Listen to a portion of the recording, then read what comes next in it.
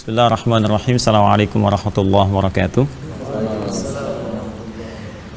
Alhamdulillahirabbil alamin wassalatu wassalamu ala rasulillahil karim wa ala alihi wa sahbihi ajma'in. Amma ba'd, fa ya ahbaballahi wa ahbaba rasulih sallallahu alaihi wasallam. Usi nafsi wa iyyakum bitaqwallahi faqad fazal muttaqun fala tamutunna illa wa antum muslimun. Faqala ta'ala ya ayyuhalladzina amanu taqullaha haqqa tuqatih wa la tamutunna illa wa antum muslimun. Saudara-saudariku sekalian dimanapun Anda berada, terhubung kembali lewat kajian Madrasah Al-Imam Al-Bukhari. Alhamdulillah siang hari ini dalam suasana i'tikaf, dan ini sebagian peserta yang sudah hadir bersama kami. Semoga Allah Subhanahu wa taala merahmati kita semua, memberikan kekuatan pada kita untuk menunaikan i'tikaf dengan baik sesuai dengan petunjuk Al-Qur'an dan hadis-hadis Nabi sallallahu alaihi wasallam. Disampaikan pada saudara-saudariku dimanapun Anda berada, dan kesempatan kali ini pula insyaallah dalam suasana i'tikaf ini kajian Madrasah Imam Al-Bukhari tetap berlangsung di siang hari, dan insyaallah nanti malam ada tambahan kajian malam berlangsung dengan Syekh Ahmad dan sesi tanya jawab seputar Ramadan, fikih Ramadan ba'da tarawih, dan juga nanti insyaallah masih ada kajian aku suka di sore hari terkait dengan hal-hal persoalan-persoalan Ramadan insyaallah yang akan disampaikan sesi khusus di jam 5 sore. Pada kesempatan kali ini kita akan lanjutkan kembali pembahasan tentang kitab Al-Imam Al-Bukhari yang kita masih gunakan kitab yang ini. Saya akan berikan penegasan dulu untuk mengetahui dengan baik kitab ini supaya kita bisa mendalami hal-hal terkait dengan tuntunan sunnah Nabi SAW dan kemana cara cepat mencarinya. Jadi sekali lagi, kitab hadis itu secara umum diklasifikasikan kepada 4 bagian. Ya, ada pertama disebut dengan jami' namanya. Jami itu kitab hadis yang berisi tentang tuntunan secara umum sifatnya, komprehensif.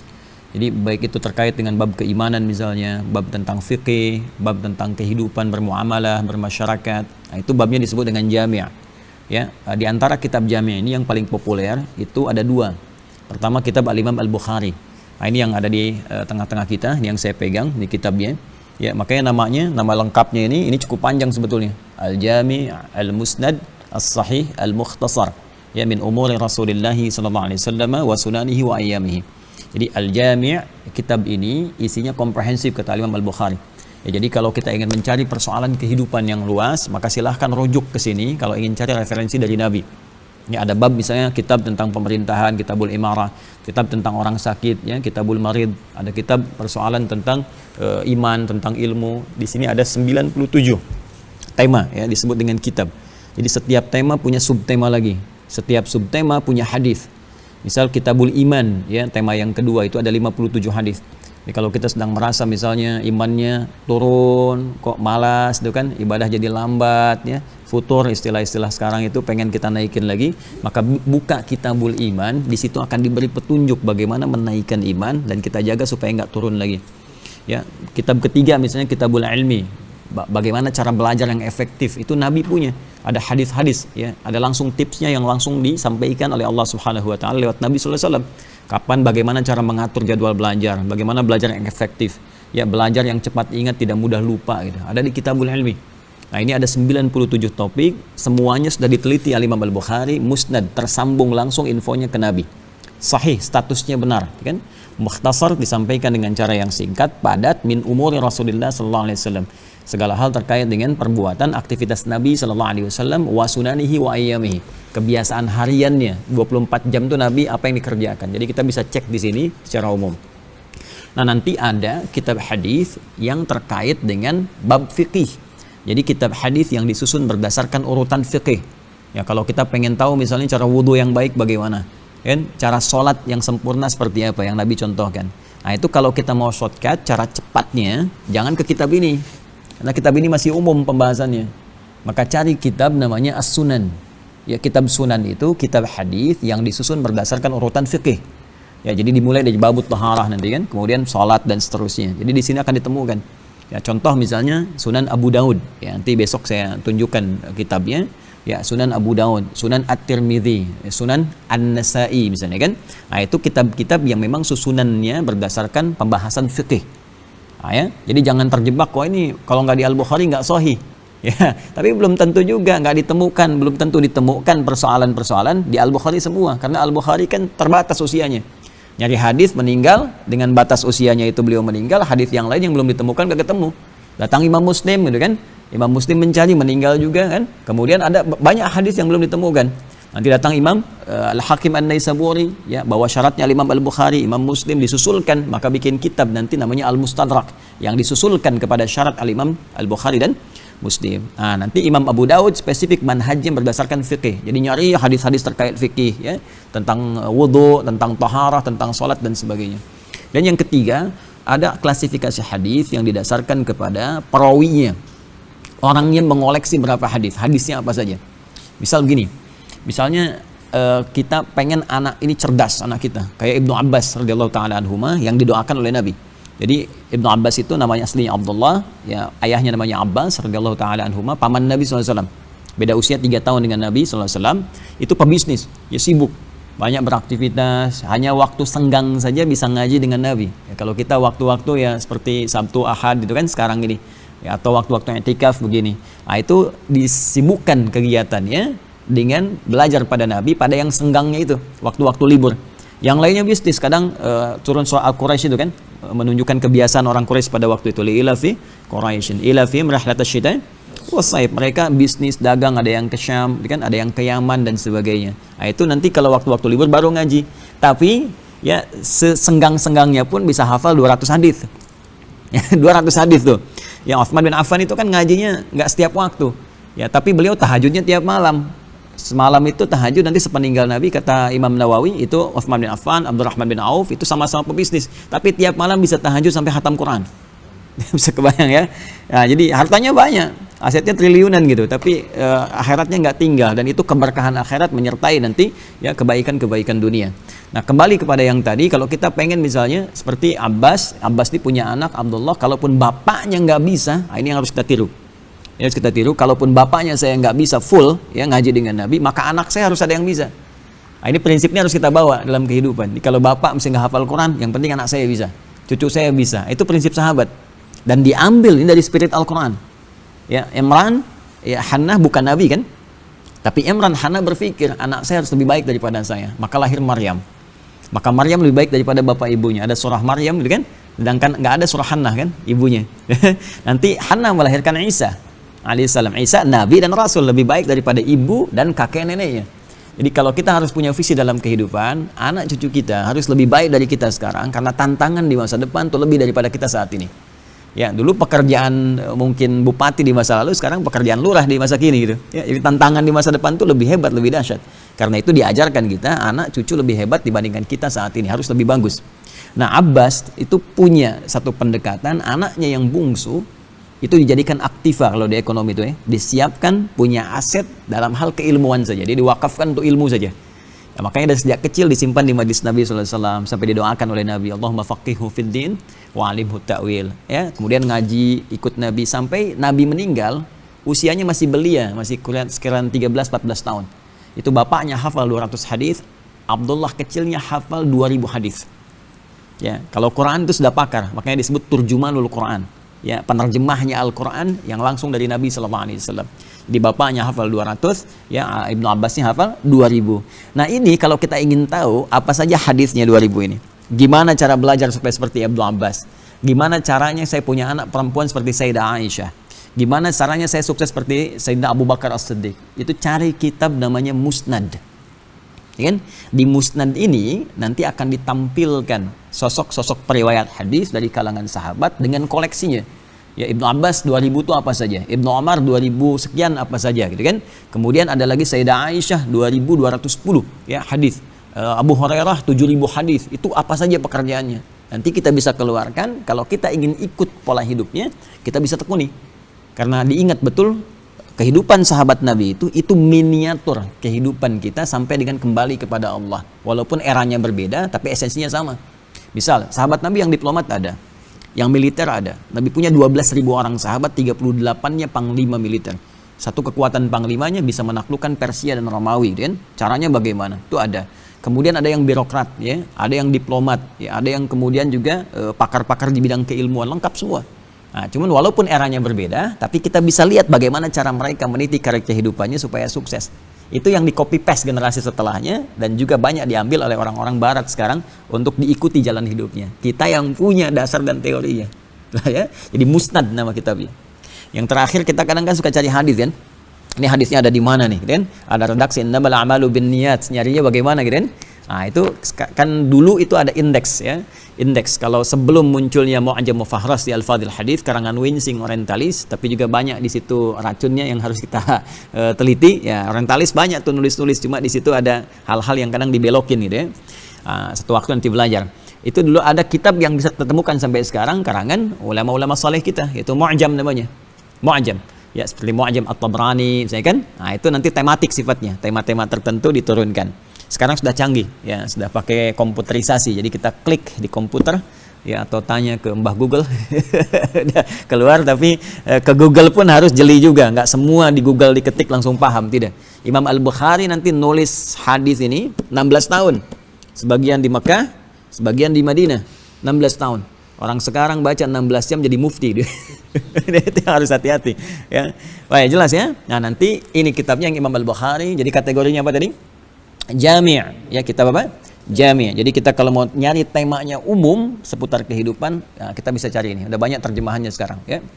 Nah, sekarang terkait dengan puasa itu ada di kitab yang ke-30 ya, kitab ke-30. Jadi tema yang ke-30. Saya sering sampaikan temanya, ini untuk pengetahuan dulu ya, nanti insya Allah disambungkan ke link.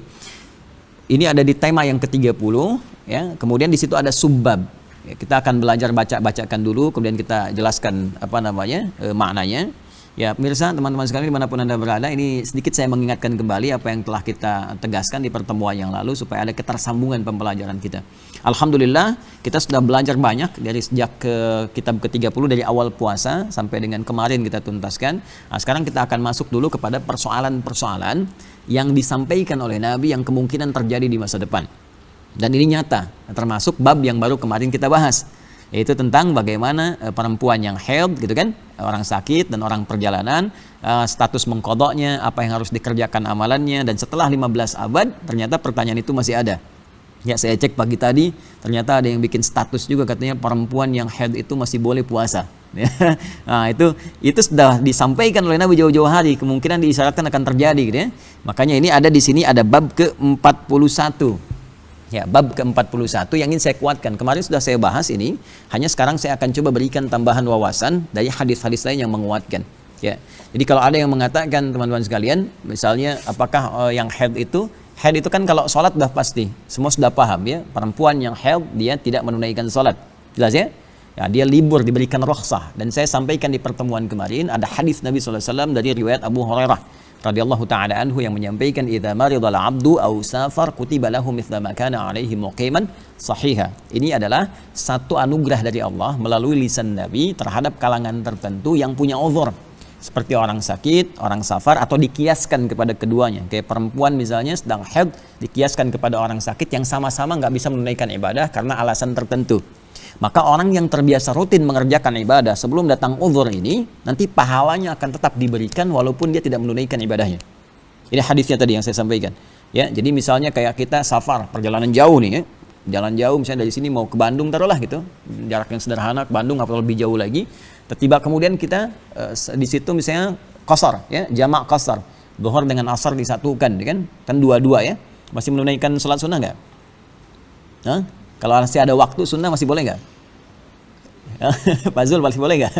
Ini kan di qashar ya. Saya mau ke Bandung misalnya nih, berangkat nih.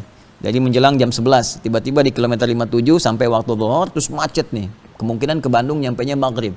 Terus saya jamak qashar, jadi dua-dua kan? Masih ada waktu menaikkan sholat sunnah. Saya sholat sunnah nggak? Di sini nggak perlu dilakukan, jangan terlampau soleh ya. Walaupun ada lahannya, karena yang fardunya aja kita turunkan jadi dua gitu. Kenapa harus ditambah dengan yang sunnah lagi? Nah, di sini maksudnya saya ingin katakan berlaku hadis tadi, idza maridal 'abdu aw safar kutiba lahu mithla ma kana 'alaihi muqiman sahihan. Kalaupun kita nggak tunaikan sholat sunnahnya, bahkan yang 4 tadi jadi 2, tetap oleh Allah diberikan pahala sholat sunnahnya. Sama seperti orang biasa puasa Senin Kamis, puasa Ayyamul Bid, kan? Terus datang Ramadan, itu puasa Senin Kamisnya diberikan pahalanya terus. Walaupun dia nggak puasa karena datangnya Ramadan. Hadisnya sahih. Nanti kita lihat ya saat kembali pada Allah itu mizan hasanahnya diberikan kepada kita. Nah, perempuan juga itu punya keistimewaan. Ini harus dimanfaatkan betul. Apa itu? Saat dia dalam keadaan sucinya dan masih dalam periode haid itu, ya periode suci, periode haid, itu manfaatkan banyak beramal soleh. Jangan hanya cukupkan dengan yang fardu, tambah sholat sunnahnya, tambah tilawah Al-Qur'annya, tambah sedekahnya. Nanti saat dia dalam keadaan haidnya, kan dia nggak kerjakan itu. Nah, itu pahalanya masih diberikan sempurna. Jadi sayang kalau hanya sholat fardu saja, sampaikan pada istri, anak-anak, atau kerabat, ya, saudari. Kalau hanya dikerjakan sholat fardu saja, nunggu yang fardu saja, maka saat dia dalam posisi haid dapatnya yang itu saja, nggak ada tambahan. Dan masa itu akan berakhir ketika menopause. Ya, karena akan sama semua, jadi dimanfaatkan karena hikmah tertentu. Nah, dalam kondisi haid pun kemarin kita tegaskan dibaca hadis nomor 41, ya, 41 di sini, bahwa perempuan yang haid itu tidak dibenarkan menunaikan ibadah siam, ya, puasa, dan juga menunaikan salat. Baik, saya ingin bacakan dulu. Coba bisa bantu saya, ada yang pegang kitab dari anak PKU mana? Ya, coba baca hadis 41 paling kanan sebelah bawah. Bab 41. Babul haidi, babul haidi. Babul haidi tatruku shauma was salata. Kenapa dibaca babul haidi bukan babul haidu? Mudhaf ilaih. Apa itu mudhaf? Menyandarkan. Jadi begini, di dalam rumus bahasa Arab itu, kalau ada dua kalimat disatukan, itu menunjukkan hukum yang terkait berkelindan, ya, jadi satu kepemilikan, atau menunjukkan sesuatu yang sangat kuat maknanya. Misal, ini masih umum nih, buku, kitab bahasa Arabnya. Lalu saya katakan misalnya, ini kitabnya Muhammad misal. Maka disatukan kalimatnya, kitab Muhammad. Maka hukumnya menjadi terikat, kepemilikannya hanya milik Muhammad saja. Gak boleh semua orang akses. Jelas ya? Bait masih umum. Baitu misalnya Arif, rumahnya Arif. Maka gak bisa semua orang masuk ke rumah Arif. Ada hukum, ada aturan dan sebagainya. Nah, ketika di sini disampaikan babul haidhi, bab yang hanya membahas, ya, segala hal yang terkait dengan hukum perempuan yang haid, dan terikat nanti perempuan haid dengan hukum yang akan disampaikan ini. Jelas maksudnya? Ya. Tatrukus shauma was salata, bab tentang perempuan yang sedang dapat haid, kan, datang bulan, di istilah dihaluskan oleh kita. Halus itu pada yang baik, ya. Kalau yang jelek jangan dihalus-halusin. Ingat, yang jelek itu sebutkan, ya, perbuatan jeleknya supaya tidak dianggap ringan perbuatan itu. Mas, ya? Ya, misalnya zina saja. Jangan dirubah jadi kupu-kupu malam misalnya. Ya, nanti mau kemana cari kupu-kupu tuh, jadi salah pemaknaannya. Ya, pencuri ya pencuri, maling. Jangan yang ayam disebut maling ayam, yang besar-besar disebut koruptor misalnya, kan terlalu keren itu. kasih aja langsung maling, pencuri gitu ya. Pezina. Jadi dengan tahu itu buruk, taubih dalam istilah syariat, maka akan ditinggalkan. Ya, jelas ya? Nah, maka di sini tatrukus shauma was salata, haid disebut kalau ini baik, kan ini bukan perbuatan aib. Jadi bisa dilembutkan istilahnya, ya, datang bulan misalnya. Laki-laki nggak usah ikut-ikutan, datang matahari, itu nggak ada, ya. Cukup di situ saja. Perempuan yang tengah haid, ya, itu meninggalkan puasanya, tidak berpuasa dan tidak menunaikan salat. Waqala Abu Zinad inna sunana wa wujuha al-haqqi la ta'ti kathiran ala khilaf ar-ra'yi fama yajidu al-muslimuna buddan min ittiba'iha min dhalika anna al-haidha taqdi siyama wa la taqdi salata. Ini penting saya sampaikan, kalau kita nggak ngaji syarahnya, ini kita nggak paham apa yang disampaikan ini, ya. Jadi kalimat ini muncul sudah lama sebetulnya. Jadi sudah lama ada diskursus, ada pendapat-pendapat menyimpang di masa lalu, gitu kan, yang menyoal bahwa seorang perempuan itu masih boleh puasa di masa haidnya. Yang nggak boleh itu adalah tidak sholat, gitu kan? Saya ulang ya, dulu sudah ada pertanyaan-pertanyaan sepeninggal Nabi SAW, gitu kan? Sepeninggal Nabi, terus kehidupan berlangsung, mulai ada beberapa hal-hal yang karena memang perkembangan pengetahuan, datang aliran-aliran yang mengembangkan pemikiran, tapi tidak mendasarkan pada wahyu. Ya, yang benar itu pemikiran diikutkan kepada wahyu. Ya, itu yang dibenarkan karena wahyu lebih tinggi derajatnya. Karena itu yang rendah ikut kepada yang tinggi. Yang nggak ada yang tinggi diturunkan kepada yang rendah. Kita makhluk, ikut perintah Allah, kan? Khalik. Jadi keinginan kita disertakan pada keinginan Allah. Awas, ini sederhana terlihatnya, tapi dalam pemaknaannya. Jangan perintah Allah diikutkan pada keinginan kita, itu nggak nyambung.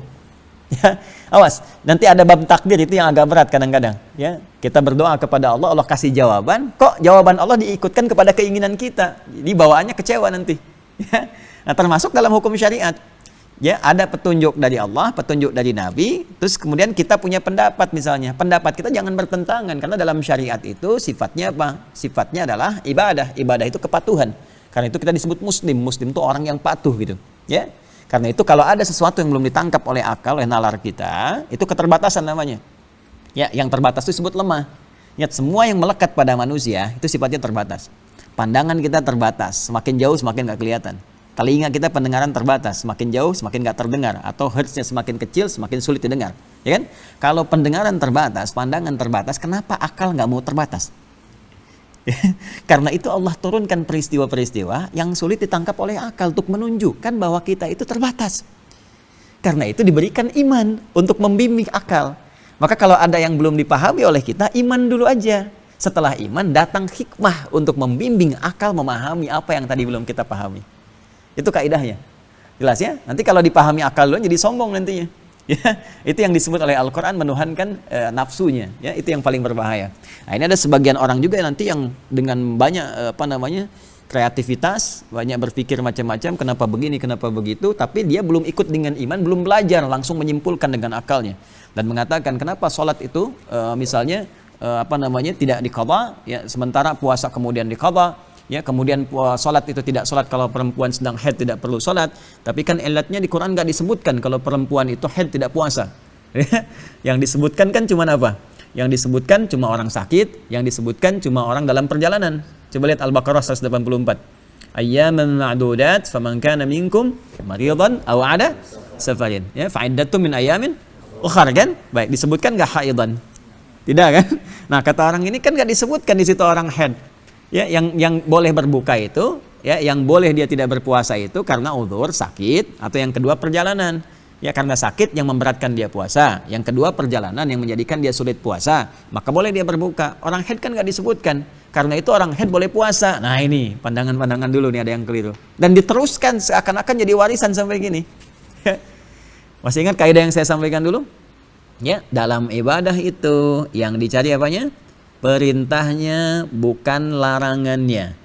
Jadi jangan katakan begini, berarti nggak dilarang dong, karena nggak ada larangannya. Nah, kita bisa balikin, ya, kita lihat. Begini, salat duhur tadi berapa rakaat? 4. 5 boleh nggak? Kan nggak ada larangannya.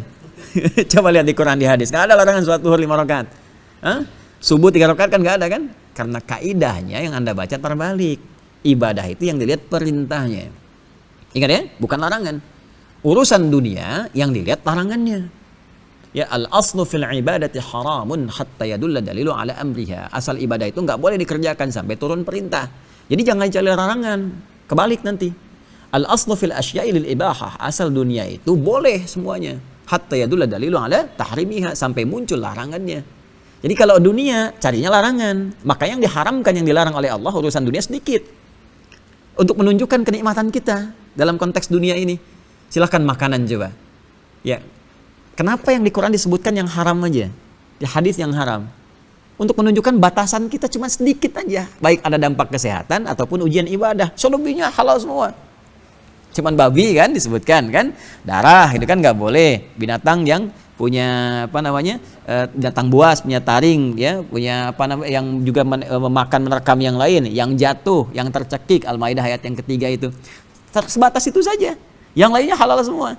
Dan nanti ada rincian khusus di hadis. Ini menunjukkan bahwa rahmat Allah untuk kita. Ibadah juga kata Allah nggak usah banyak-banyak. Ini aja. Supaya kita tuh nggak terlalu banyak bebannya. Ini aja. Dan, coba kalau kita terlampau kreatif, repot. Babi haram. Tapi kan kalau yang di laut nggak. Bawa babi ke laut. Dilemparin dulu misalnya. Ya tetap haram sifatnya. Jelas ya? Nah, maka hal-hal seperti tadi kita ingin sampaikan. Nah, kita jawab sekarang secara ilmiah. Kenapa di alam Al-Quran surah Al-Baqarah 184 perempuan haid tidak disebutkan? Karena ayat ini mencakup makna keumuman antara laki-laki dan perempuan. Perintah umum dulu. Perintah umum. Ya, jadi nggak dikhususkan dulu oleh Allah. Disebutkan umum karena mencakup laki-laki perempuan. Karena ayat 183-nya sifatnya umum. Ya ayyuhalladzina amanu, hai semua orang beriman, laki-laki dan perempuan. Ya, kutiba alaikumusiyam, diwajibkan bagi kalian menunaikan puasa. Nah, harus sinkron antara ayat 183 dengan 184. Kalau atasnya umum, bawahnya juga umum. Ya, nanti kalau dirinci untuk perempuan harus ada rincian laki-laki kan? Baik ya? Maka disebutkan yang umum dulu yang mencakup laki-laki perempuan. Saya tanya, kalau laki-laki sakit, perempuan sakit tidak? Sakit. Kalau laki-laki safar, perempuan safar tidak? Safar. Maka yang disebutkan oleh Al-Quran yang dialami laki-laki dan perempuan. Nanti rincian spesifiknya, yang perempuan apa saja yang tidak mencakup laki-laki, yang laki-laki apa saja tidak mencakup perempuan, di hadis diberikan kepada kita sebagai rahmat supaya Al-Qurannya nggak terlampau tebal. Coba bayangkan kalau semua dirinci setebal apa Qurannya, ya kan? Nah, maka itulah kemudian diutus Rasulullah untuk memberikan keringanan kepada kita, rahmat kepada kita, sehingga penjelasannya lebih mudah untuk dipahami. Di mana ditemukan perempuan haid tidak menunaikan puasa Ramadan ataupun puasa lain saat haid, salah satunya di hadis Nabi. Makanya Nabi ditugaskan oleh Allah menerangkan isi Al-Quran. Apa yang disampaikan Nabi petunjuk Allah, itu yang disebut dengan wahyu turun kepada Rasulullah, disampaikan melalui lisan Nabi, disebut dengan hadis namanya. Wa ma yantiqu 'anil hawa in huwa illa wahyun yuha. Baik, kita bacakan hadisnya. Nah, ini jadi persoalan yang disampaikan Abu Zanad ini ingin menunjukkan dari dulu ini, di periodenya beliau ini sudah banyak orang-orang mencoba-coba untuk menyoal persoalan agama dengan akalnya, tapi tidak ikut kepada ketentuan wahyu. Ya, apa diantaranya? Inna sunana wa wujuhal haqqi la ta'ti katsiran ala khilaf ra'yi. Ya, kadang-kadang inna sunana, banyak persoalan-persoalan dalam sunnah-sunnah itu, petunjuk-petunjuk syariat, wa wujuhal haqqi, dan ragam kebenaran yang dibawa oleh syariat dalam Al-Quran dan hadis itu, la ta'ti katsiran ala khilaf ra'yi. Kadang-kadang kalau dilihat dari akal saja akan banyak ragam pendapat. Ya, coba kenapa warisan 1:2 banding 1? Kenapa nggak 1:1? Kalau persepsinya akal, semua punya pendapat, ya kan? Kenapa? Karena setiap orang itu punya pikiran, dengan pengalaman, dengan dasar pengetahuan, dengan interaksi dengan lingkungan, membentuk cara berpikir dia yang mungkin beda cara pandang dengan orang. Ya, makanya dalam konteks tauhid, Tuhan itu nggak boleh banyak. Ya, kalau banyak nanti Tuhan satu dengan yang lain pola pikirnya beda. Ya, coba di Quran surah ke-21 ayat 22. Itu indah sekali. Ada kaidah logika kata Al-Quran gini. Law kana fihi ma'alihatun illallahu la fasadata. Kalau mengatur semesta ini ada banyak Tuhan selain Allah, Tuhannya lebih daripada satu, tentu akan rusak pengaturan semesta ini. Di Bekasi ini kok ini satu misalnya daerah A, ini durhaka ini. Maka kata Tuhan yang satu, turunkan azab. Kata Tuhan yang lain, jangan dulu diazab, masih ada yang istighfar. Yang lain mengatakan, kalau ada 3 misalnya, yang lain katakan, ya sudah tengah-tengah aja, azab dan rahmat. Nanti ribut sesama Tuhan, kacau semesta semua. Yang sumbernya dari Bekasi, sedunia kena persoalan deh. Nah, maka di sini kemudian ada kaidah yang harus dibenarkan. Jadi ra'i, pikiran itu harus ikut kepada wahyu. Nah, fama yajidul muslimuna buddan min ittiba'iha, maka apa yang didapatkan oleh orang-orang yang Islam itu, orang muslim itu, yang sudah jelas untuk diikutinya, nggak perlu banyak diperdebatkan lagi, jangan dibincangkan lagi. Jadi kalau dalam syariat sudah jelas qul huwallahu ahad, Allah itu esa, nggak usah banyak dibikin seminar misalnya, ya, bikin kemudian diskusi kenapa Allah mesti esa. Nah, itu nanti buang-buang energi. Ya, membahas sesuatu yang sudah jelas semakin tidak jelas nanti akhirnya. Itu di Al-Maidah di ayat 100 sampai 101 itu, ya. Jelas sampai sini? Adapun di antara yang jelas itu dari petunjuk syariat, ya, min dzalika annal haidha taqdhi siyama wala taqdhi salata. Bahwa perempuan itu, ya, dia mengqadha puasanya tapi tidak mengqadha salatnya. Ya, dan sama-sama dia tidak puasa, sama-sama dia tidak salat, tapi puasanya diqadha di hari lain, salatnya tidak. Jelas ya? Baik, kenapa sholat tidak diqadha dalam konteks perempuan haid? Ya, dia kemudian haid tidak sholat, kenapa nggak diqadha? Karena terlampau berat dalam sehari 5. Bayangkan kalau haid misalnya fasenya 7 atau sampai 13 hari, kali 5 berapa? Nah, dalam sebulan ngodok terus gitu kan, berapa banyak jadi beban di situ. Maka rukhsah bagi perempuan sholat tidak perlu diqadha. Sedangkan puasa Ramadan kan jatuhnya cuma sekali dalam setahun. Ya, maka 11 bulan itu masih ada keluangan untuk mengqadha, tinggal dibagi waktunya seperti Sayyidah Aisyah mengqadha di bulan Sya'ban. Paham ya? Nah, hadisnya kita bacakan. Silakan, teruskan. Haddatsana qala. Qala haddatsana Ibnu Abi Maryam, haddatsana Muhammad ibn Ja'far, qala haddatsani Zaid an Iyad an Abi Sa'id radhiyallahu anhu, qala an-nabiy sallallahu alaihi wasallam, "Alaysa idha hadat lam tusalli wa lam tasum fadhalika." Nah, ini yang kemarin saya tegaskan sekaligus menjawab persoalan yang sedang viral pada saat ini. Ya, walaupun postingannya udah dihapus itu. Jadi ada yang posting sekarang, ya, menyampaikan bahwa perempuan haid itu boleh puasa. Nah, ini dibantah oleh hadis ini. Ya, jadi hadisnya mengatakan kata Nabi, ini alaisa idza hadat lam tusalli wa lam tasum. Ya, dzalika nuqsanu diniha. Kata Nabi, perempuan itu ketika tiba masa haidnya dia tidak menunaikan sholat dan tidak juga menunaikan puasa. Jelas? Nah, ini bantahan langsung dari Nabi 15 abad yang lalu. Jadi perempuan tidak perlu menunaikan puasa, tidak perlu menunaikan sholat ketika dia sedang tiba masa apanya? Masa haidnya. Ya dzalika nuqsanu diniha, karena ini rahmat dari Allah Subhanahu wa taala, ya terlihat seperti kurang dalam penunaian agamanya karena dia enggak sholat, itu kan? Karena dia enggak puasa, tapi sebetulnya rahmat untuk memenuhi kebutuhan fitrahnya. Ya, karena fitrah ada siklus dari perempuan itu yang diistirahatkan oleh Allah dengan tibanya haid itu, ya, sehingga dampaknya nanti ada lelah, ya kadang-kadang emosi nggak terkontrol dan sebagainya seperti saya sampaikan kemarin. Ya, tapi di balik itu ada rahmat Allah Subhanahu wa taala yang memberikan kelonggaran dalam ibadah, tapi pahala tetap dialirkan kalau dia terbiasa menunaikan ibadah. Jadi ini dari Nabi langsung menyampaikan bahwa perempuan yang tengah haid itu tidak perlu menunaikan apa? Puasa. Nanti ada banyak syarah dari ulamanya. Ada yang mengatakan ya kalau sedang puasa cenderung lemah, karena lemah itu dikhawatirkan nggak sempurna dan sebagainya. Tapi itu tanggapan-tanggapan yang terlalu luas. Ya, semua ulama sepakat inti dari ujiannya adalah kepatuhan ibadah kepada Allah Subhanahu wa taala. Nah, kenapa ada postingan itu dibuat? Itu menyandarkan pada hadis Muslim. Di sini disebutkan hadis Muslim hadis yang ke-80. Jadi hadis Muslim itu disebutkan dari Sayyidah Aisyah ya radhiyallahu taala anha bahwa beliau SAW pernah menyampaikan ya dari kasus ini Sayyidah Aisyah pernah menyampaikan kunna nahidu fi ahdi Rasulillah sallallahu alaihi wasallam ya fayamuruna bil qada ya dunas salah. Nabi SAW kami pernah berada dalam kondisi haid ya, kondisi haid di era Nabi SAW, kemudian Nabi memerintahkan kepada kami untuk mengqada ya, untuk mengqada, kemudian tidak diperintahkan untuk mengqada salat. Baik, ada redaksi lain fayamuruna bisyam, memerintahkan nu'maru bisyam, kami diperintahkan untuk menunaikan puasa ya, tapi tidak diperintahkan untuk menunaikan salat. Nah, ini dibacanya sepotong. Oh, hati-hati, di ilmu hadis itu nggak boleh begitu. Jadi kalau kita menemukan satu kejadian, maka ada istilah di ilmu hadis al-jam'u, kumpulkan semua hadis terkait dengan itu sehingga kronologisnya nanti bisa terurutkan dalam konteks apa bicara, maknanya seperti apa. Karena nanti gini, kadang-kadang ya Sayyidah Aisyah kan riwayatnya dari Sayyidah Aisyah nih sumbernya. Ya, tapi Sayyidah Aisyah nanti kan ngajar sepeninggal Nabi. Yang dengar Sayyidah Aisyah itu berapa orang? Bisa jadi nanti terputus kalimatnya, si fulan nyampaikan ini, sama-sama paham soal maknanya, cuman yang dimaksudkan kondisi ini loh. Cuma yang nerima setelah jadi salah paham. Ya, contoh begini, contoh.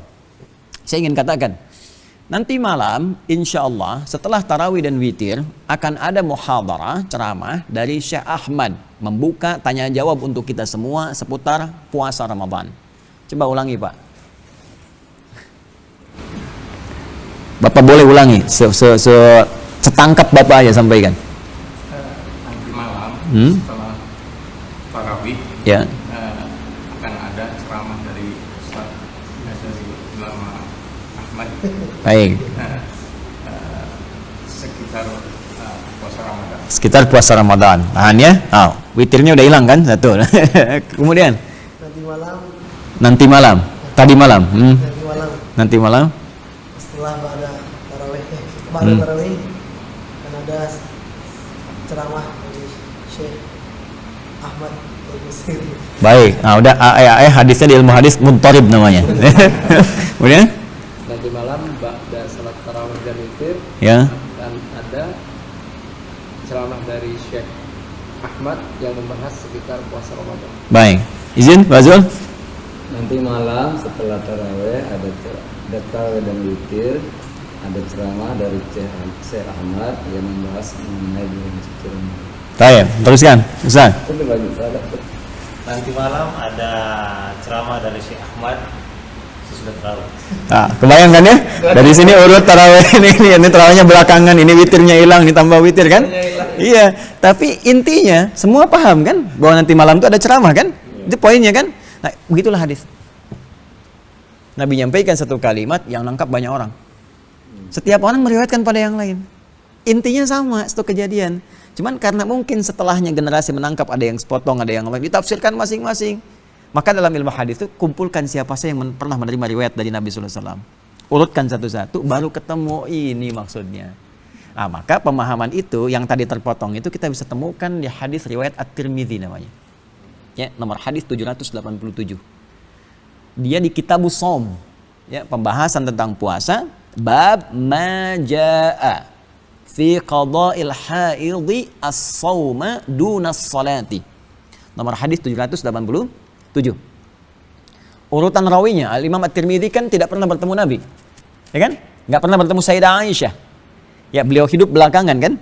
Ya, tumbuh berkembang di Tirmidzi, namanya Muhammad. Tumbuh berkembang di Tirmidzi disebut At-Tirmidzi sampai dengan meninggal. Ya. Qala haddatsana Ali bin Bahr. Akhbarana Ali bin Mashar. An Ubaidata an Ibrahim anil Aswad an Aisyah radhiyallahu taala anha. Ya, jadi dari Imam At-Tirmidzi menerima dari Ali bin Bahr, menerima dari Ali bin Mashar, menerima dari Ubaidah dari Ibrahim dari Al-Aswad dari Sayyidah Aisyah radhiyallahu taala anha. Ya, qalat, beliau menyampaikan, kunna nahidu fi ahdi Rasulillah sallallahu alaihi wasallam. Kami itu dulu dalam masa haid pada masa Nabi sallallahu alaihi wasallam. Tsumma nathuru, kemudian kami telah suci. Ya, fayamuruna Rasulullah sallallahu alaihi wasallam ya biqada'is siyami. Maka Nabi memerintahkan kepada kami ini dalam keadaan telah suci itu untuk mengqada' puasa. Kan? Wala ya'muruna biqada'is salati, tapi enggak perintahkan kami untuk mengqada' salat. Jadi kasusnya yang muncul di masa itu, karena sama-sama nggak boleh puasa, sebagian memahami perempuan yang haid, ini sama nggak dengan hukum sholat? Kan? Karena kita nggak boleh puasa, kasusnya tentang kodok nih. Apakah kami juga nggak kodok? Ya, dalam konteks puasa ini seperti kodoknya sholat, maka ditanyakanlah pada Rasulullah, muncul jawaban dari Nabi, yang di kodok itu cuma puasanya saja, bukan sholatnya. Karena sholat terlampau banyak itu jadi beban, maka Allah memerintahkan cukup yang puasanya saja yang diqadha, bukan yang sholatnya. Coba 15 abad terbalik peristiwanya. Yang head boleh puasa, bukan qadha lagi, boleh puasa tuh, persis kan? Kayak tadi itu kan, witirnya jadi hilang tuh. Nah, jadi nah ini ya sampai kepada kita kadang-kadang kondisi demikian, maka ada al-jam'u wat taufiq. Nanti kalau kita masuk ke bab-bab itu kita akan temukan banyak sekali. Kitabul libas tentang isbal, ya, pembahasan misalnya tentang musik, tentang kunut, ya, tentang basmalah dan sebagainya. Itu kalau dikumpulkan ketemu kronologisnya, urut semuanya. Nah, dipaham ya? Jadi kalau ada pendapat lagi yang sekarang pendapat-pendapat kita sudah mengerti bahwa yang dimaksudkan di sini kasus-kasus, tapi ini menarik, ini menunjukkan kenabian Rasulullah SAW bahwa 15 abad yang lalu sudah menyampaikan peristiwa yang terjadi di masa yang akan datang. Ya, makanya disebut nabi. Nabi itu orang yang menyampaikan nubuah, berita besar yang akan terjadi di masa-masa yang akan datang. Ya, paham ya di sini ya? Baik, ada pertanyaan yang lain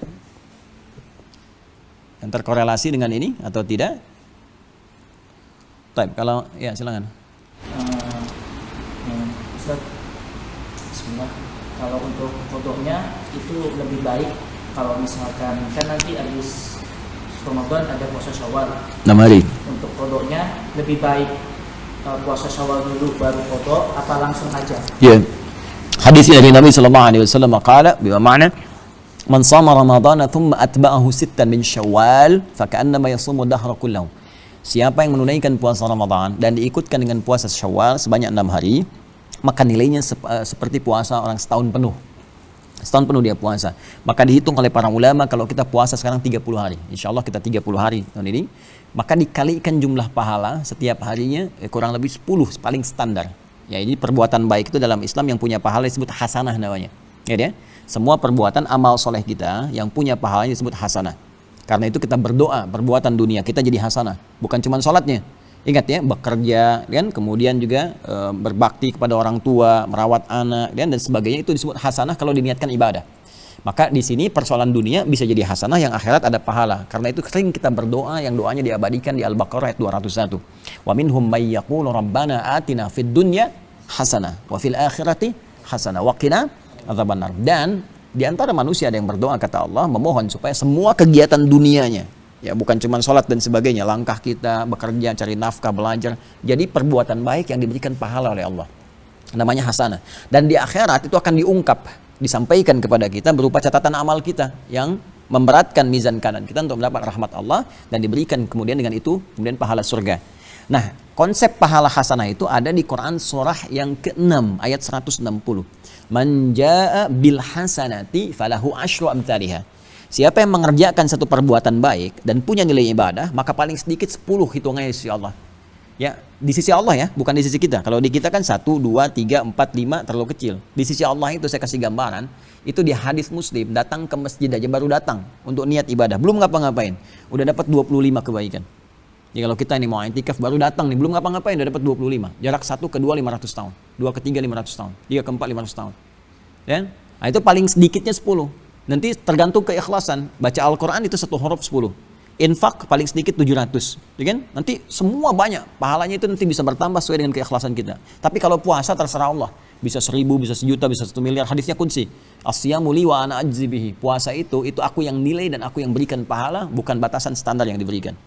Nah, jadi itu konteksnya. Kalau kita 30 hari, ambil yang paling dasar, yang paling standar, 10 kan per harinya.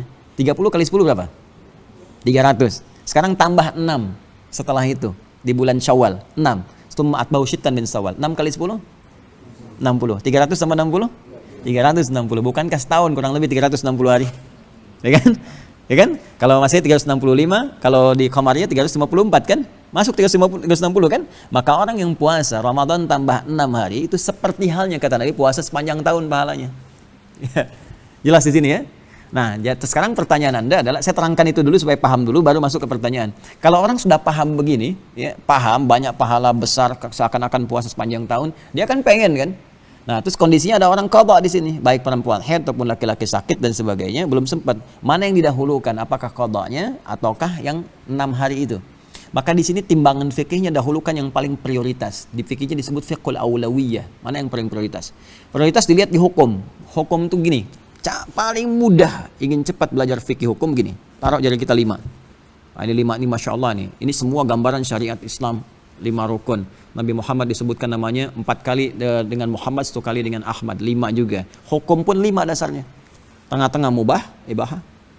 Tarik ke kanan sunnah, lebih kanan lagi wajib. Tarik kiri makruh, karah, tarik kiri lagi haram.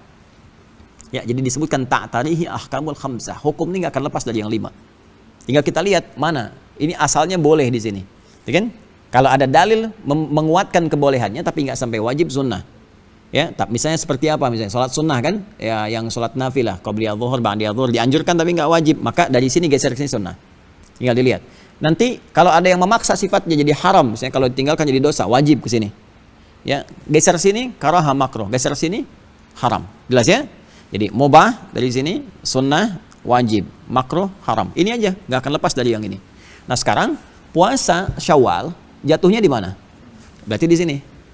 Ramadan di sini berarti. Semakin ke sini semakin kuat. Maka ini lebih kuat dibandingkan dengan ini. Jadi kalau misalnya ini belum ditunaikan, yang Ramadan qadha, maka tunaikan yang ini dulu dibandingkan dengan yang sunnah. Karena hukum ini wajib sifatnya. Jelas? Baik. Ini. Jadi kalau kita dapatkan misalnya qadhanya 10 hari, selesaikan dulu 10 hari. Sisanya kan Syawal masih ada 20 hari. Kejar ya. Kalaupun nggak kekejar keseluruhannya, misalnya ada perempuan haid atau ditambah nifas atau yang lain nggak pas berhentinya misalnya tinggal 6 hari lagi, pas qadar Allah di situ kemudian ada qadha, ada kemudian Syawal. Maka di sini ada perbedaan pendapat ringan. Ada yang mengatakan begini, kalau masa masih panjang untuk qadha, tapi kalau Syawal tinggal 6 hari, kan tinggal 11 bulan. Maka dilihat dari masanya, dahulukan silakan Syawal, besoknya qadha. Tapi ada lagi yang lebih tegas menyampaikan, apa Anda bisa menjamin meninggal sampai besok nanti? Ya, sampai dengan ke depan nanti masih hidup? Ya, apa nggak bisa memperkirakan mungkin besok meninggal? Kenapa diperkirakannya hidup gitu kan? Sedangkan ajal bisa datang kapan saja. Maka status hukumnya yang didahulukan. Karena ajal kita nggak tahu kapan tibanya, maka lebih baik dahulukan yang wajib dulu dengan keinginan kuat untuk mengerjakan yang sunnah. Maka di sini berlaku kemudian ketentuan hadis Nabi SAW, siapa yang mengazamkan sesuatu, meniatkan sesuatu untuk ibadah, walaupun belum mengerjakan sudah dapat 1 pahala di situ. Jelas ya? Baik. Atau karena uzur tertentu berlaku hadis tadi, boleh jadi diberikan pahalanya tanpa dia puasa di situ. Ya, jadi cukup yang wajib yang didahulukan, kemudian setelah itu baru kalau ada masa tunaikan yang sunnah. Kalau tidak pun Allah berikan pahala dengan apa yang telah dia niatkan untuk mengerjakan itu. Atau berlaku hadis Al-Bukhari yang sebelumnya dari Abu Hurairah, Allah berikan pahala yang sempurna tanpa dia mengerjakannya karena kebiasaan rutinnya. Jelas? Baik. Apa dalilnya puasa wajib itu saking kuatnya harus didahulukan? Jangankan yang hidup, yang wafat pun ini ada nanti 1 hukum tertentu yang mengikat. Apa hukumnya? Karena Anda tanya, Anda baca. Bab 42. Bismillahirrahmanirrahim. Babu man mata wa alaihi shaum. Sebentar. Babu man mata wa alaihi shaumun. Bab yang membahas tentang orang yang telah meninggal. Ya, man di sini, man itu ismun mausulun, ya dulu 'alal fardiyatil 'ammiyah. Ya, paham? Tidak. Jadi man itu isim mausul konjungsi. Huruf sambung tapi menunjuk kepada objek atau subjek secara personal. Personal. Tapi sifatnya luas. Jadi saya sering katakan begini, kalau ada huruf man di hadis atau Quran menunjuk kepada makhluk bukan Allah, maka posisikan seakan kita yang diajak bicara secara personal. Ya, jadi ayat ini untuk kita, hadis ini untuk kita. Pahami bahwa Nabi sedang bicara kepada saya. Itu cara memahaminya di ilmu bahasa. Nah, jadi ketika dikatakan babu man mata, bab pembahasan tentang ya orang yang telah meninggal, seakan-akan kita dikhitab, kamu akan meninggal. Kan? Itu saat kamu wafat gitu ya. Maka persiapan apa yang dibawa menjelang pada wafat itu? Jelas ya? Di sini mata, biasanya di dalam redaksi Al-Qur'an ada hadis tuh, ada mata, ada tuwfiya. Artinya tuwfiya wafat, sama-sama meninggal juga. Ya, wafat itu dari bahasa Arab, dari redaksi Al-Qur'an. Ingat, di Quran surah ke-32 As-Sajdah ayat 11, paling kanan sebelah bawah di mushaf. Qul yatawaffakum malakul mautil ladzi wukkila bikum. Ya, qul, katakan Muhammad sallallahu alaihi wasallam, yatawaffakum malakul maut, ya. Katakan Muhammad sallallahu alaihi wasallam, nanti aku tugaskan malaikat maut. Ada satu malaikat namanya malaikat maut, yaitu malaikat yang membawa maut, yang menjadikan seseorang yang hidup itu akan wafat. Ya, selesai kehidupannya. Jadi wafat itu bahasa Al-Qur'an. Dan halus sifatnya. Ya, halus. Jadi wafat itu halus sifatnya. Nah, kalau disebutkan wafat itu proses dia kematiannya. Ya, yang perpindahan, rohnya keluar dari tubuhnya kemudian keluar. Kalau disebutkan mata, itu yang dimaksudkan mautnya. Ya, mautnya. Sifat kematiannya bisa jadi berat, bisa jadi ringan. Kalau wafat perpindahannya saja, meninggal gitu. Tapi kalau disebutkan mata redaksinya, ini menunjukkan proses kematiannya yang menunjukkan maut datang, bisa berat, bisa ringan. Ya, ini yang disebutkan di Quran surah ke-3 Ali Imran ayat 185. Kullu nafsin dha'iqatul maut. Setiap yang punya jiwa pasti akan merasakan maut. Ya kan? Yang bawa maut malakul maut, tapi merasakannya bagaimana gitu. Tergantung amal solehnya. Makanya ketika dia soleh, ketika maut itu datang, itu nggak akan terasa karena datang panggilan Allah yang mengiringi. Di Quran surah 89 itu, ayat 27 sampai 30. Ya ayyatuhan nafsul mutmainnah, irji'i ila rabbiki radiyatan mardiyah. Jadi dia tuh nggak kepikiran maut, nggak kepikiran meninggal. Tahu-tahu ada panggilan Allah, terus dia ngelihat tampilan malaikat baik itu, tenang jiwanya, ngelihat gini kan, masya Allah gitu.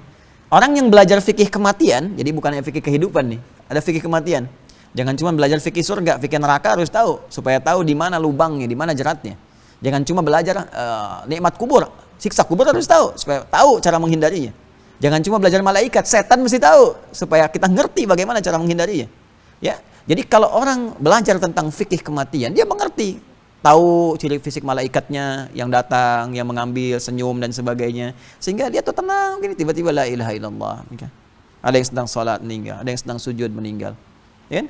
Ada yang bahkan bisa mempersiapkan diri karena tahu kondisinya, belajar, saking belajarnya ngerti, oh ini kondisi begini, 40 hari sebelum meninggal perasaan begini, lebih dekat perasaan begini. Itu ada yang sampai nyiapkan kain kafannya, ada yang sampai pamit kemana-kemana dan sebagainya. Al-Imam Al-Ghazali itu ba'da subuh, sebelum subuhnya udah minta siapkan kain kafan, carikan begini, udah selesai dicarikan, pasang sendiri begini. Tapi bukan pasang semua nutup, pasangkan begini, nanti kalau aku meninggal, udah disampaikan, lakukan begini, sudah, jangan repotkan tetangga. Udah begitu disampaikan la ilaha illallah, meninggal dunia. Dan banyak orang soleh demikian. Ya, makanya ketika meninggal dunia ada panggilan, ya. Apa panggilannya? Ya ayat Tuhan nafsul mutmainnah, jiwa yang tenang. Karena saking tenangnya ngelihat datang senyum, wah jarang-jarang lihat malaikat kan. Tampilannya datang dan semua senang. Terus diperlihatkan kebiasaan dia. Kalau amal soleh diperlihatkan amalnya, perlihatkan surganya. Ya, jadi begitu diperlihatkan tenang, senang. Tiba-tiba nggak sadar dah pergi aja. Itu yang dimaksud Nabi, diambil nyawanya seperti sehelai rambut yang halus ditarik gitu kan, dari tepung adonan yang sangat halus sehingga terasa. Ya, tapi kalau dia banyak amal salahnya, ya salahnya sedikit, salahnya yang banyak. Nah, itu seperti nabut duri dalam daging. Nyabutnya itu kan durinya bukan begini, yang ditarik durinya begini, horizontal. Tariknya begini kan. Nah, dan takut untuk pergi karena tahu masanya pulang, yang datang menyeramkan, belum siap pulang. Sekarang kayak mudik kan. Sekarang kan ada larangan mudik gitu kan. Ya belum dilarang, kalau udah punya bekal dia berangkat kan. Sebelum masa tiba udah pada berangkat tuh. Kenapa? Mau dilarang mau nggak dilarang, orang mudik tuh karena merasa punya bekal. Silakan cek. Karena punya bekal. Kalau nggak punya bekal, nggak mau mudik. Saya tanya, kenapa Anda nggak mudik? Pernah saya tanyakan. Saya nggak ada bekal kan ya Pak? Oh gitu. Tapi kalau dia punya bekal, dia telepon lu ke rumah, saya mau pulang hari ini. Tahun ini saya pulang. Maka yang di rumah nyiapkan. Wah Masya Allah semua. Rumah dicat, ini ada diada-adakan. Yang nggak ada jadi ada. Tuh kan? Kalengnya kongguan isinya rangginang. Ini cuma ada pas saat mudik aja kan. Di luar itu kan nggak ada kan. Baik ya. Dan pulang. Coba motor bebek bekalnya singa kan. Ada yang pakai dus, pakai apa pulang. Belakang tulisan, mama aku pulang sayang. Kan pulang. Karena kenapa? Punya bekal. Tapi kalau nggak punya bekal, dia nggak mau pulang. Malu pulang, telepon juga enggak. Nunggu di telepon, ditanya kenapa nggak pulang. Malu jawabnya. Itu dunia. Gimana akhirat? Makanya banyak rohnya itu yang takut ketika pulang, sampai malaikat mengatakan di surah Al-Anfal itu, akhriju anfusakum, keluar. Dipukul kemudian, dipukul supaya keluar, tarik, pukulin. Itu yang jadikan kadang ada yang ngamuk, ada yang macam-macam dan sebagainya. Gitu ya. Nah, kondisi-kondisi itu yang membuat kita itu mesti menyadari bahwa suatu saat kita akan pulang. Jadi kalau ada redaksi di sini mata, artinya gini, kamu akan meninggal. Dan kamu yang akan berikhtiar untuk menentukan akhir hidup kamu akan gimana. Tinggal pilih, mau yang menyakitkan silakan. Ya, kalau memang ingin merasakan itu. Kalau mau tenang silakan, ini amalannya turun semua. Maka di Quran nanti ada husnul khatimah, ada su'ul khatimah, ada nafsul lawamah. Ya, la uqsimu biyaumil qiyamah, wa la uqsimu bin nafsil lawamah. Yang banyak menyesal, oh kenapa dulu saya nggak begini, kenapa dulu nggak begini. Ditampakkan di dunia, itu akan fitrah kita. Silahkan cek, nanti berdasar perjalanan waktu itu akan ada perasaan begitu. Kenapa saya dulu begini? Kalau itu masih ada di dunia, maka bersyukurlah kepada Allah. Karena punya kesempatan memperbaiki. Tapi kalau sudah di akhirat, nanti akan banyak yang berkata, bahkan Allah ungkapkan nanti di surat Al-Munafiqun itu, fa'asaddaqa wa aqum minas shalihin. Allah berikan sedetik aja. Maka sedetik itu aku akan niatkan semua amalku hanya untuk ibadah. Gitu. Wa aqum minas shalihin. Wa la yu'akhirallahu nafsan idza jaa ajaluha. Sudah, kalau sudah tiba waktunya nggak akan bisa balik. Jadi kalau disebutkan man mata, siapa yang meninggal, maka disebutkan ini adalah khitab kepada diri kita, persiapkan diri dalam suasana apa kita akan wafat. Wa alaihi shaumun, ada yang meninggal tapi masih punya kewajiban puasa. Nah, tadi kan terkait dengan pertanyaan Anda tadi, kalau ada kewajiban puasa, bagaimana, apakah dahulukan puasa yang Ramadan wajib atau sunnah di sini? Nah, ini saya ingin tunjukkan bagaimana kekuatan yang wajib sampai yang meninggal pun masih punya kewajiban puasa. Ya, misalnya sakit ya, diprediksi misalnya penyakitnya biasa tadinya, mungkin insya Allah sembuh kata dokter kan, ya sepekan kemudian berdasarkan pandangan medis, tiba kemudian 3 hari meninggal, yang diduga akan diqadha kemudian, nah, dia wafat kan, meninggal dunia misalnya, terus dia masih punya tanggungan di situ karena belum puasa. Ini bukan kasusnya sedang puasa meninggal yang sebelumnya puasa, tapi kasusnya adalah dia sebelumnya nggak puasa karena sakit, ada 3 yang belum puasa misalnya, kemudian dia meninggal dunia setelah itu, yang diduga akan bisa diqadha. Maka status yang 3 ini bagaimana? Nah, ini ada kisahnya. Ini mungkin bagian terakhir yang kita bacakan. Teruskan.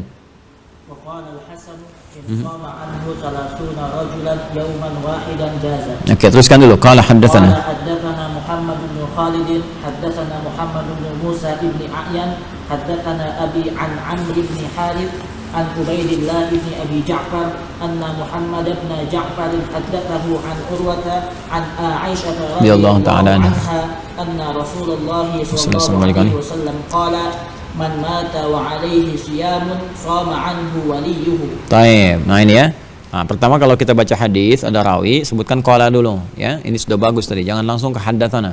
Jadi kalau orang nggak belajar ilmu hadis dia baca ini, dia baca haddatsana. Hadasnya telah menyampaikan kepada kami. Ini Al-Bukhari, kapan Al-Bukhari menyampaikan ke kita? Di mimpi aja belum ketemu gitu kan? Nah, maka kita bacakan qala, telah berkata Imam Al-Bukhari haddatsana. Ada yang menyampaikan ke Imam Al-Bukhari. Itu kecil sedikit ya, tapi di ilmu hadis penting. Ya, ini yang menunjukkan dia paham ilmu hadis atau tidak. Nah, di sini rawinya Sayyidah Aisyah radhiyallahu taala anha, beliau mengisahkan ya, kata beliau Nabi SAW pernah bersabda, "Man mata wa alaihi siyamun," siapa yang meninggal dunia wa alaihi siyamun, dan dia masih punya utang puasa, shoma anhu waliyuhu, ya, maka walinya, keturunannya, keluarganya itu mengqadha puasanya. Kan? Tuh, lihat, jangankan bagi yang hidup, masih hidup kan, saking pentingnya puasa wajib itu, maka walinya atau keluarganya, ahli warisnya mengqadha puasa. Tapi gini, apakah kalimat itu wajib atau sunnah? Ya kan? Mengikat atau tidak? Ternyata ini ada kisahnya. Ini yang tadi saya katakan di awal. Kalau baca hadis harus semua dibaca. Nanti kalau baca segini aja dipahami wajib nih. Kalau wajib dosa kalau keturunan nggak mengkodokkan, ya kan? Antum punya ibu pernah nggak puasa, ya, kemudian meninggal misalnya kan? Nah, terus antum nggak kodokkan, dosa antum. Sedangkan kehidupan tuh nggak mewariskan dosa. Dosa tanggung sendiri, kecuali dosa pertama yang kena diikuti oleh orang lain. Awas tuh, hati-hati. Ya dosa, misalnya seperti kisahnya 2 anak Adam itu kan, yang bunuh 1 orang, dia kan pertama kali ngebunuh tuh, diikuti oleh yang lain. Atau antum iseng-iseng misalnya kan, saat-saat intikaf semacam ini kan, ada sendal dikoleksi diambil, terus ketahuan orang, menginspirasi orang lain ngambil melakukan hal yang sama. Nah, itu dosa orang dia, itu ditimpakan juga kepada antum, karena terinspirasi dari antum. Makanya saya sering bilang tuh teman-teman di public figure, artis apa gitu kan, nah, jangan bikin hal yang salah. Jadi begitu iklan sempo, tapi yang dilihat rambut terbuka kan, jilbab apa dibuka, terus ikut-ikutan karena ngikut public figurnya, dosanya ikut-ikutan tuh, itu yang disebut dosa jariah itu. Ya, hati-hati tuh ya. Nah, ada kebaikan jariah, ada dosa jariah dengan konteks tertentu. Tapi konsepnya kalau standar tidak mewariskan apapun, baik pahala ataupun dosa, kecuali kondisi tertentu. Seperti sedekah jariah, doa anak soleh, ilmu bermanfaat, dan termasuk ini. Nah, ini ada kisahnya. Saya bacakan cepat ya. Qala haddatsana Muhammad bin Abdul Rahim, haddatsana Muawiyah bin Amr, haddatsana Zaidah, 'an al-A'mash, 'an Muslim al-Batin, 'an Sa'id bin Jubair, 'an Ibnu Abbas radhiyallahu taala anhuma. Kemudian qala ja'a rajulun. Nah, ini asal mulanya. Sebabnya ini. Jadi kalau di Quran ada asbabun nuzul, sebab ayat itu turun. Di hadis disebut asbabul wurud, sebab hadis itu disampaikan. Di kisah cerita ada asbabul muncul. Munculnya cerita ini karena ini. Jadi ada sebab apa kisahnya dia. Nah, ini kata Ibnu Abbas radhiyallahu taala anhuma, ya rajulun ila Nabi sallallahu alaihi wasallam, datang seorang lelaki ya kepada Nabi sallallahu alaihi wasallam. Faqala ya Rasulullah, maka dia berkata, ini seorang laki seorang anak di sini maksudnya. Dia berkata, inna ummi matat, ibuku meninggal ya Rasulullah. Ya, ibuku meninggal. Wa 'alaiha shaumun, sedangkan beliau itu masih punya kewajiban puasa. Masih punya kewajiban puasa. Syahrin, sebulan lagi. Nah, ini karena kondisi tertentu itu kan. Nah, meninggal dunia sebulan nggak sempat diqadha. Kemudian pertanyaannya, afa aqdihi anha, apakah boleh aku mengqadha? Boleh nggak aku mengqadha itu untuk beliau? Maka apa jawab Nabi? Faqala na'am, boleh. Nah, boleh ya. Nah, teruskan dulu. Qala, maka fadainullahi ahaqqu an yuqda, maka hutang kepada Allah lebih berhak untuk dipenuhi. Ya, Anda hutang kepada manusia aja harus dibayar, apalagi hutang kepada Allah gitu kan? Nah, maka di sini ada beberapa pelajaran yang kita dapatkan. Pelajaran pertama, bagaimana seorang anak punya puncak bakti yang luar biasa pada orang tua. Khususnya ibu di sini kasusnya. Karena nanti di kasus lain ada ayah, pengen bersedekah untuk ayah yang telah meninggal. Ya, ada hadis-hadis memberikan motivasi kepada kita bahwa orang tua itu banyak jasanya. Ayah, ibu, yang mengandung, merawat, melahirkan, dan segala hal lah. Kita anak sakit, ya kita doakan ya, ada anak kecil sakit nih. Sampai subuh tadi saya masih pantau ya kondisinya. Ya, sesak, lagi di terapi, sekarang pakai ventilator gitu kan. Dan ibunya udah banyak menangis ya, kadang-kadang dalam posisi itu pengen bertukar posisi dan sebagainya. Nah, ini kadang-kadang penting kita hadirkan dalam kehidupan kita sehingga motivasi kita untuk berbuat lebih baik ya. Jadi kalau Allah sudah berikan kesempatan saat hidup gak mampu, ada setelah meninggal belum berbuat apa-apa, mau sampai kapan lagi ada kekuatan pada diri kita untuk berbuat yang terbaik.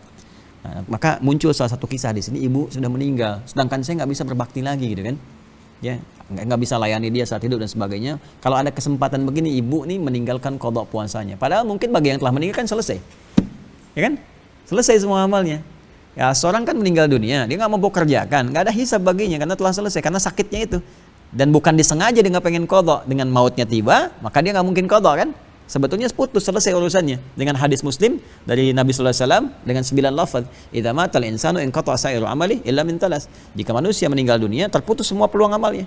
Sudah. Jadi sudah selesai, putus di situ. Rufi'al qalam, diangkat kemudian penanya, imma tinggal dosa atau tinggal pahala. Ya, jadi sudah dihitung semuanya. Tapi ada 3 yang masih mengalir walaupun dia meninggal, yaitu sedekah jariyah, ilmu bermanfaat, dan doa anak saleh, itu kan? Nah, ini anak soleh ingin tetap memberikan itu, ingin penuhi puasanya ibu itu walaupun terputus, masih boleh nggak hukumnya, ya kan? Maka kata Nabi boleh, silakan kerjakan. Baik ya. Nah, di sini kalau kita berhenti di sini, ini masih terbuka antara sunnah bagi seorang anak untuk memenuhi kebutuhan ibundanya atau ayahandanya yang belum terselesaikan, walaupun bagi dia tidak ada beban untuk itu. Ya, tapi ketika Nabi mengatakan fadainullahi ahaqqu ayyuqda, maka hutang kepada Allah itu lebih berhak untuk dipenuhi.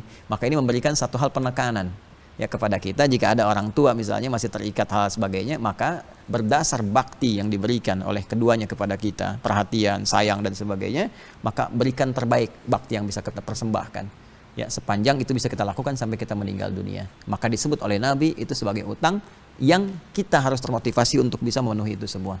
Ya seakan-akan naik statusnya menjadi kewajiban kita. Ya, bapak ibu kamu udah ngerawat kamu susah-susah, kamu sukses sampai sekarang, masa kondisi begini kamu nggak lakukan, kan? Sampai-sampai Imam Al-Hasan, balik ke atas, kenapa saya lewat tadi ke bawah dulu, sampai-sampai Imam Al-Hasan Al-Basri mengatakan, kalaupun ibu itu punya 30 orang anak, maka setiap anak kodokkan satu puasanya, jadi sehari tuntas untuk ibu itu. Jelas? Maka kata Imam Hasan Al-Basri, saking pentingnya berbakti kepada orang tua itu, kalaupun ibunya punya 30 anak atau 30 keluarga, kemudian ingin mengkodokkan ya semuanya, masing-masing setiap satu, semua puasa untuk ibunya itu, maka dipandang sah walaupun puasa cuma sehari, selesai.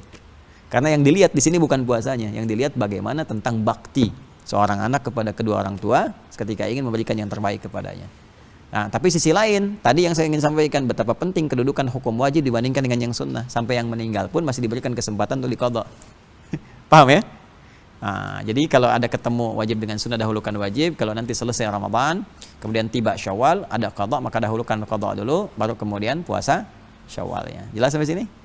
Baik. Wallahu ta'ala alam bissawab. Saya kira ini dulu ya yang kita bahas siang hari ini. Nanti insyaallah kita bertemu kembali.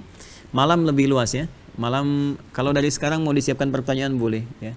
Dan bisa dimanapun Anda berada boleh dari sekarang menyiapkan pertanyaan. Kami akan buka nanti kolomnya. Malam saya akan bersama Syekh Ahmad. Beliau pakar ulumul Quran, ahli Al-Quran. Jadi mau tanya apa saja seputar Al-Quran boleh. Disampaikan apa riwayat, apa hukum, apa macam-macam disiapkan. Malam boleh bertanya. Ba'da tarawih dan witir ya. Jadi kan ada yang setelah tarawih nanti ceramah, witir tutup kan. Nah di sini kita sempurnakan sholatnya dulu supaya kita tenang gitu. Jadi kalau mau ngapa-ngapain lebih enak. Ya mau ke toilet takut ketinggalan witir gitu kan. Mau ke atas dulu takut ketinggalan ceramah. Jadi nanti kita sempurnakan sampai witir, baru nanti tanya jawab, setelah itu kita tutup. Dan imam malam ini insyaallah Syekh Harith dari Yaman. Ya, untuk Isya dan tarawihnya nanti imam dari Yaman, ceramah dari Mesir, ya, penerjemah dari Indonesia, penyampai juga dari Masjid Al-Ihsan. Insyaallah. Semoga Allah muliakan kita semua, menerima amal ibadah kita, melengkapi semua kekurangan kita. Dan saya tadi barusan bagikan, ini insya Allah bisa dibaca-baca. Di buku saya risetnya panjang sekali. Ya, hampir 9 tahun. Ya, saya ini 5-9 tahun karena saya lengkapi dengan semua dalil-dalil, saya bahas setiap huruf. Ya, ini buku makna ayat puasa ini, saya bahas paket ayat puasa, dibahas dari setiap hurufnya. Seperti ya ayyuhalladzina amanu, ya tersebut berapa kali dalam Al-Quran, maknanya apa, kaitan dengan puasa apa, hukumnya apa, ya.